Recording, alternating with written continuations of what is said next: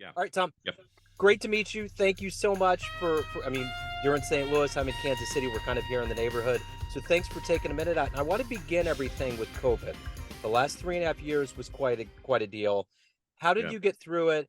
And how did it change you? And you had mentioned that you've been hosting, along with your business, you've been hosting concerts. Kind of talk to me a little bit about all that. Yeah. I'll start with the business part of it. I had for 19 years owned and operated an email service provider company, email software to create, deliver, track campaigns, and an agency that I'd built around that. I sold the software company at the very end of 2019 and transitioned into my current business, Story Power Marketing, at the very beginning of 2020. And so I was met with COVID at a really interesting time when I was ramping up a new business. And the way I coped with it is to really remind myself of a critical mindset mantra, really, that I had come to adopt many years earlier, but you always have to remind yourself, and that is focus on the things that you can control. Yeah. And during COVID, especially in those first many months, I think everybody felt as if things were out of control. So much that was beyond their control was weighing down on everybody in Mhm. their personal lives and their business lives. And for me, I recognize that, well, I'm not going to be able to do some of the things that I intended to do March, April, May of 2020, but I am going to be able to focus on putting things in place that I can control. And I began to build the business and focus on things. Michael Gerber, The E Myth Revisited, great book, where he talks about the distinction between working in your business and working on your business. And what really COVID enabled me to do was to spend more time focusing on my business, because some of the things I wanted to do in my business simply became impossible, at least in those first several months of COVID. Yeah. Interesting. So talk to me a little bit about hosting this concert series that Yeah. Yeah. went away prior to this, went away Yeah. because of COVID. So music is a great love of mine. And starting in 2017, I began to work really as a concert producer. I love to go to house concerts. The notion of a house concert is somebody brings an artist into their house, invites friends who may be on an email list. 30, maybe 50, maybe 60 people can squeeze into this house and hear the artist. I began to have concerts that I called warehouse concerts, because they were actually in a space that used to be a warehouse that had been turned into a kind of a black box theater space. And starting with a surprise birthday party for my wife back in 2017, I hosted my first concert in this space. We turned that warehouse space into a giant living room, sofas, comfortable chairs, potluck meal for the people who attended the concerts. And we did that for roughly 3 years until COVID shut us down. We had a great concert scheduled for April of 2020.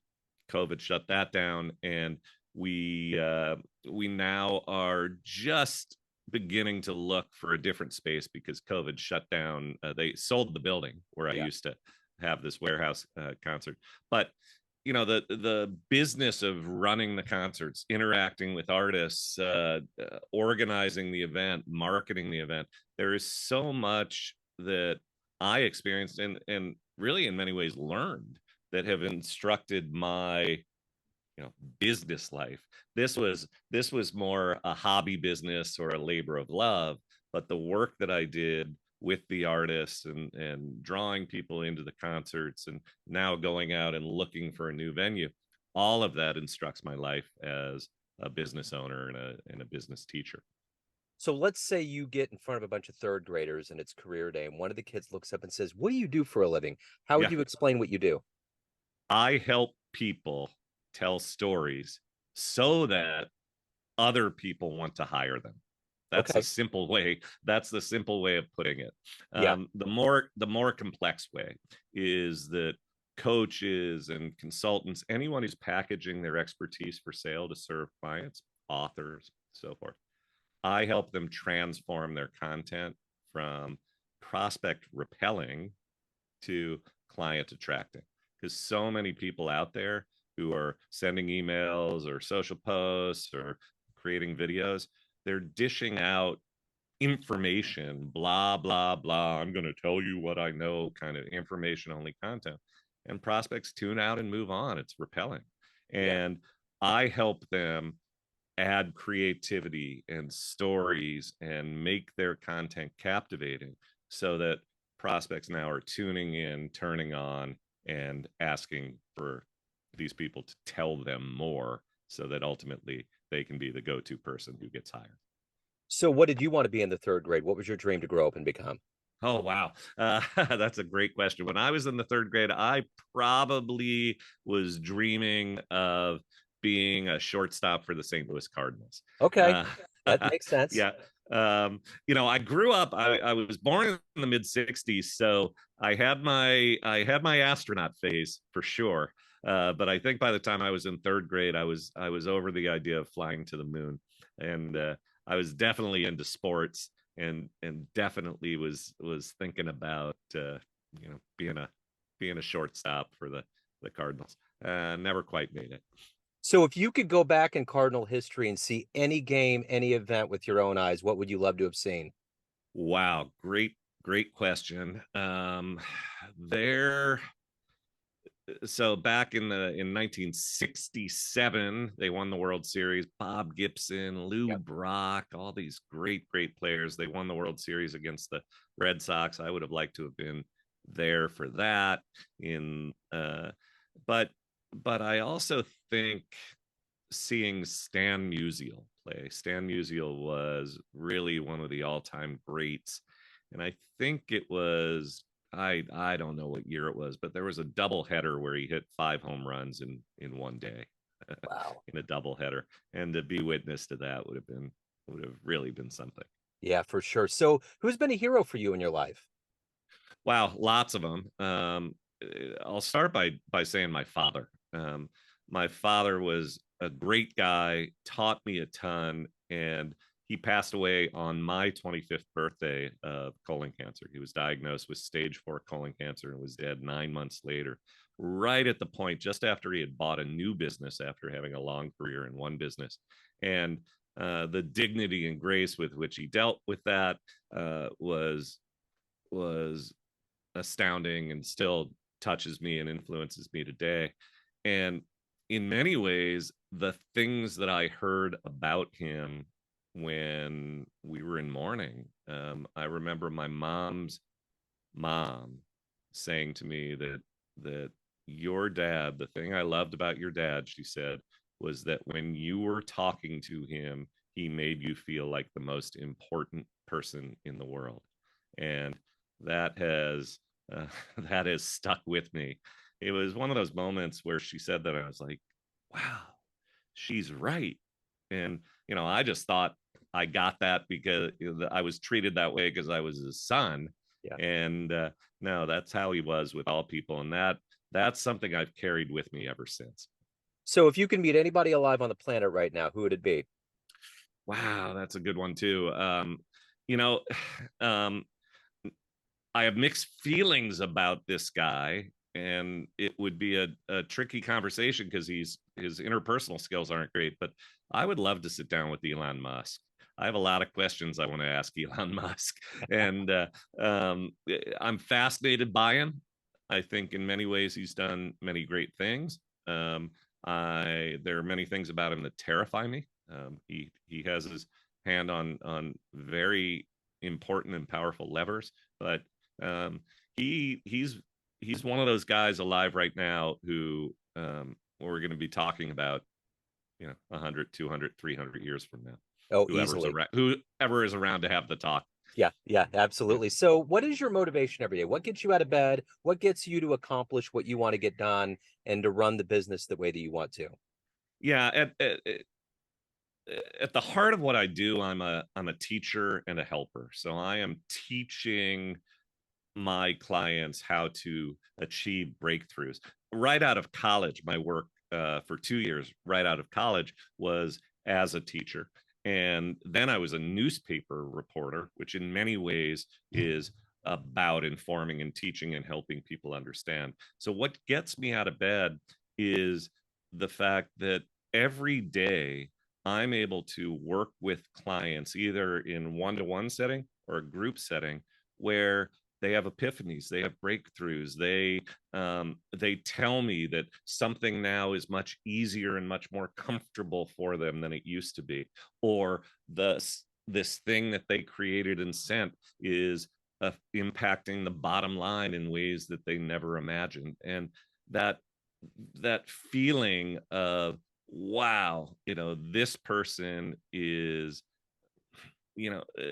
happier, it's their work is easier, the outcome of their work is better, all of that really floats my boat.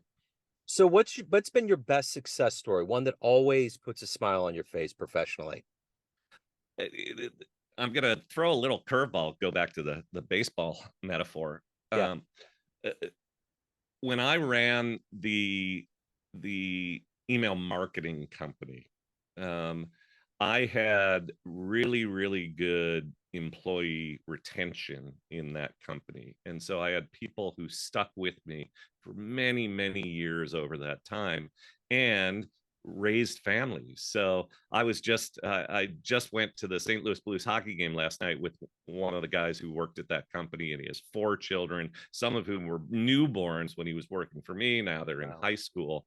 And I learned this actually from a good friend of mine who was a partner in that business. He ran the software company that built the software that we used at this email marketing company. And every year at the holiday dinner for that software company, he made a point of toasting by name all of the children of all of the employees and the spouses. Wow. And I really believe I learned this from him, that he described running a business as helping to raise families. Yeah. And I found that to be a really profound and great thing. And I view my work, especially in the company where I had a lot of employees. I don't have as many employees now. I have contractors in my current business, but I view as one of my greatest successes running a company for 19 years where I had a lot of employees and we raised a lot of families. That's wonderful. So let's say you have a dream tonight. You run into the 20-year-old version of yourself, and you could give that young version of you a piece of advice based on the wisdom you've gained throughout all these years. What advice would you dispense on that younger version of you? Oh, wow. So I'm going to answer 2 ways. The first way is, I'm not going to name her, or I'll call her Mary for the Okay. purpose of this. Um, don't call Mary again. That would be the first piece of advice that I have for 20-year-old me.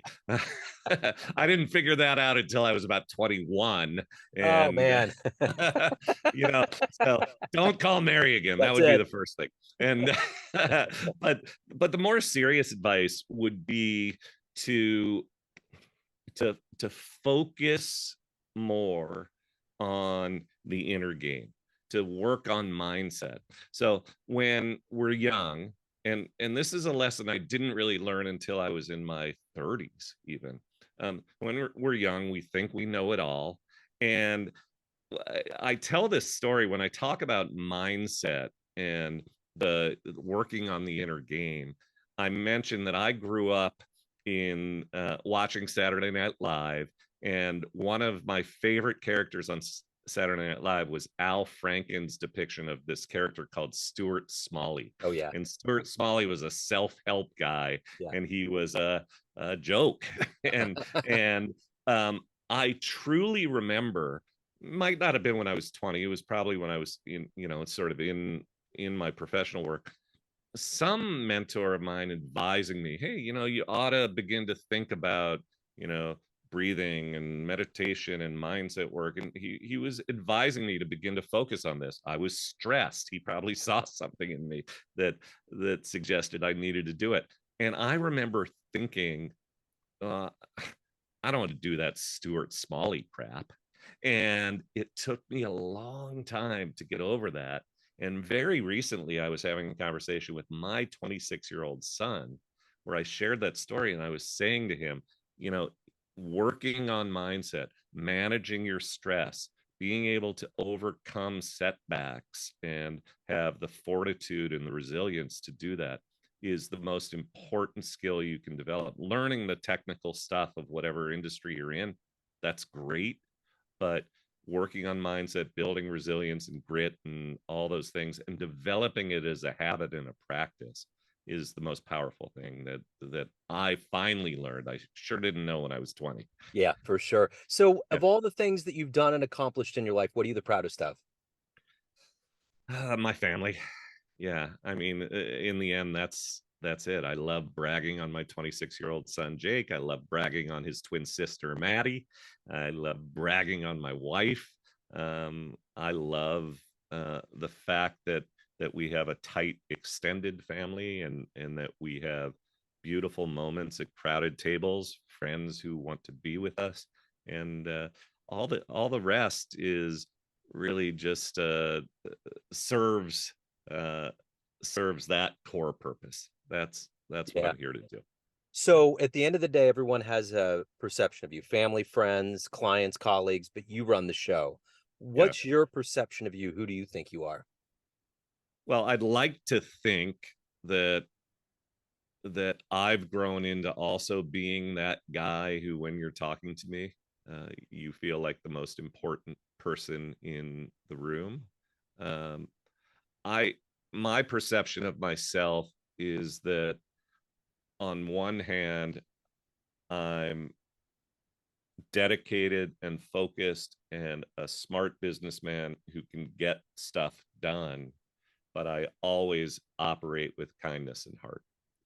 I have a lot of people say to me that, Tom, I love your heart, and that that's what makes me proud, and I'll own that. So, if you could see any event in human history with your own eyes, what would you love to have been at to see? Whew, that's a good one. Any event.